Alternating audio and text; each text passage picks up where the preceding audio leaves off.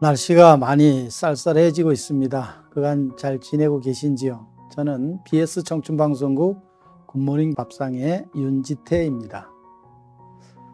몸은 추워도 마음만이라도 따뜻해지시길 바라는 마음으로 오늘도 감동글 하나 공유합니다. 초등학교 4학년 때 부모님이 교통사고로 돌아가셨습니다. 뺑소니 차에 당한 사고라 변변한 보상도 받지 못했고 4살 많은 누나와 저만 세상에 남겨졌습니다. 당장 갈 곳이 없어진 우리는 큰아버지 댁으로 보내졌습니다. 적은 액수였지만 부모님 앞으로 나오는 보험금이 있었는데 누나 이름으로 된 통장을 큰아버지가 관리한다고 가져가셨습니다. 저희는 의지할 곳이 없었고 너무 어렵기에 통장을 달라는 요구를 거절할 수가 없었습니다. 정신적 충격이 컸던 저는 한동안 말을 하지 못했습니다.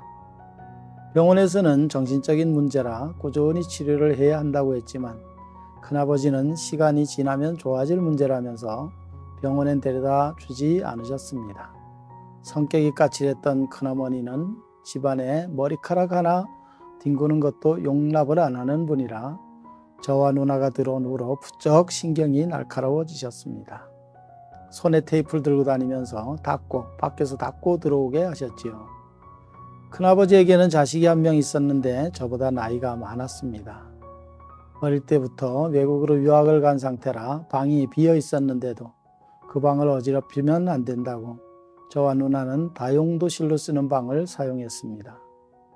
간혹 친척들이 다니러 오거나 손님이 오실 때만 그 방에서 생활하는 것처럼 지냈고 손님들이 돌아가시면 바로 다용도실로 가야 했습니다. 누나는 큰 집에 들어가면서부터 식모살이를 했습니다. 새벽부터 일어나 마당 쓸고 집안 청소하고 설거지하고 매일 손빨래까지 했습니다. 어린 나이에 일을 많이 하다 보니 누나는 코피를 자주 쏟았고 누나가 코피를 쏟으면 큰어머니는 더럽다고 난리를 치셨습니다. 성적이 좋았던 누나는 점점 성적이 떨어졌고 시험기간이라 학교에서 공부한다고 하자 큰어머니는 집안일은 누가 하냐며 노발대발하셨습니다. 먹여주고 재워주면 밥값은 해야지 내가 안 하면 내 동생을 시키겠다고 벌을 놓았기에 누나는 저 대신 그 많은 일을 다 해냈습니다. 아직 말도 못하는 동생에게 힘든 일을 시키다가 혹시 영원히 말을 못하게 될까 봐 누나는 저에겐 아무 일도 하지 못하게 했습니다. 큰아버지의 사업이 힘들어지자 누나와 저를 향한 못마땅한 시선은 더욱 심해졌고 말끝마다 고아원에 안 보내고 데리고 살아주는 걸 감사하라고 했습니다. 큰아버지는 점점 술 마시는 날이 늘어갔고 유학가 나에게 돈을 붙여줘야 하는데 왜 돈을 안 주냐고 싸우는 일이 잦더니 큰어머니의 잔소리가 그치지 않자 술을 마시고 매질을 하기 시작했습니다. 어느 해 겨울날 누나와 저는 온기 한 없는 차가운 방에서 간신히 잠이 들었는데 문이 열리더니 큰아버지가 들어와 허리에 메고 있던 허리띠를 풀어 우리를 때리기 시작했습니다. 제가 하도 맞으니까 누나가 제 앞을 가로먹고 왜 자꾸 때리느냐며 이럴 거면 고아원으로 보내주라. 차라리 고아원에 가겠다 하고 소리를 질렀습니다. 큰아버지는 키워주는 은혜도 모르고 대든다고 불같이 화를 내면서 누나를 무섭게 때리기 시작했습니다. 얼마나 때리던지 누나가 죽을 것만 같았습니다. 저는 있는 힘을 다해 누나 때리지 말라고 소리를 쳤습니다. 그때까지 속에서만 맴돌던 말이 입 밖으로 터져나왔고 큰아버지는 제가 말을 하자 놀랐는지 때리는 걸 멈추고 방을 나갔습니다. 누나는 제가 말을 하자 너무 기뻐하면서 집을 나가자고 했습니다. 그동안 말도 못하는데 고아원에 가면 혹시 아이들에게 괴롭힘을 당할까 봐 누나는 꾹 참고 있었던 것입니다. 이제 네가 말을 할 수 있게 되었으니 고아원에 가서 살자면서 어디를 가든 여기보다 나쁘게 하겠냐 하며 그 밤에 누나와 저는 짐을 싸서 집을 나왔습니다. 고아원에 가고 싶었지만 어떻게 해야 갈 수 있는지도 몰랐습니다. 경찰서에 찾아가 고아원에 보내달라고 하고 싶었지만 경찰서에서 큰아버지한테 연락을 할까 봐 그래서 다시 큰 집으로 가게 될까 봐 저희들은 밤길을 오래 헤매야 했습니다. 누나는 고민을 하다 초등학교 6학년 때 누나의 담임선생님이었던 분께 전화를 걸었습니다. 부모님이 돌아가셨을 때 누나한테 힘내라고 매일 전화해 주시고 챙겨주시던 고마운 선생님이셨습니다. 누나가 전화를 하자 선생님은 멀리 지방에서 밤새 달려 저희가 있는 곳까지 와주셨습니다. 누나와 제 얼굴을 보더니 더 이상 말씀 안 하시고 그냥 꼭 안고 목 놓아 우셨습니다. 그리고 저희를 선생님이 사는 집으로 데려가셨습니다.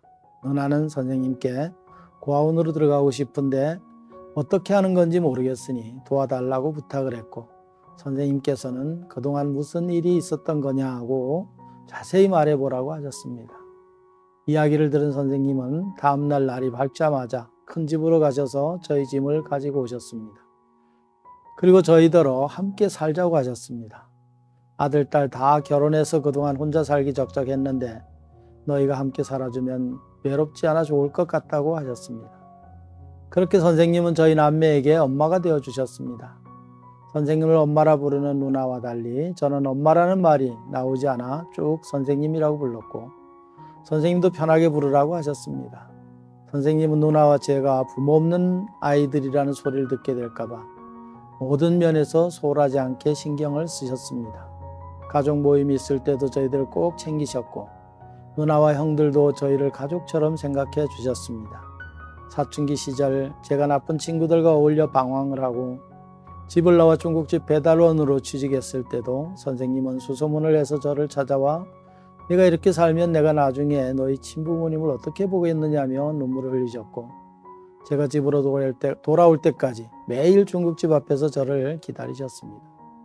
전 선생님이 고마우면서도 도움을 받는 게 제 입장이 너무 싫었습니다. 혼자 자립해서 살고 싶었습니다.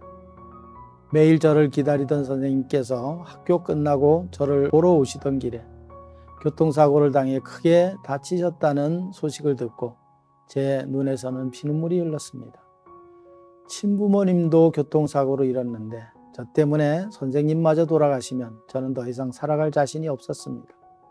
병원에 가는 내내 선생님이 살아만 계시면 앞으로 세상에서 제일 착한 아들이 되겠다, 이렇게 다짐하고 또 다짐했습니다. 병원에 가서 보니 선생님은 수술실에 계셨고 다행히 목숨엔 지장이 없으셨습니다. 그러나 큰 수술이어서 석 달 동안 입원을 하셔야 했고, 그 기간 동안 저는 선생님의 간병을 해드렸습니다.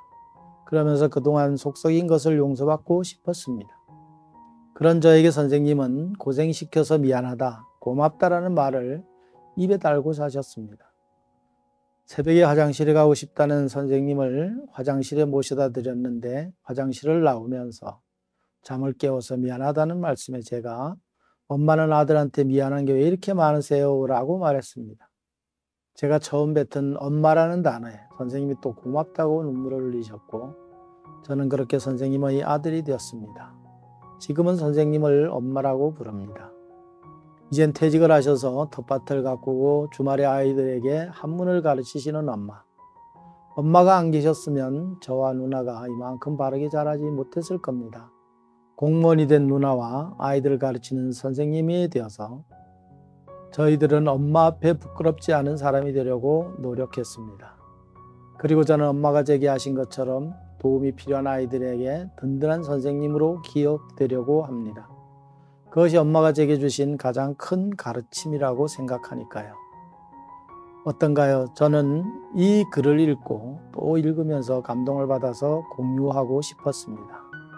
계절이 바뀌고 쌀쌀한 날씨지만 훈훈한 감동의 글로 마음이라도 따뜻해지셨으면 좋겠습니다. 지금까지 BS 청춘방송국 해피맨 윤지태였습니다.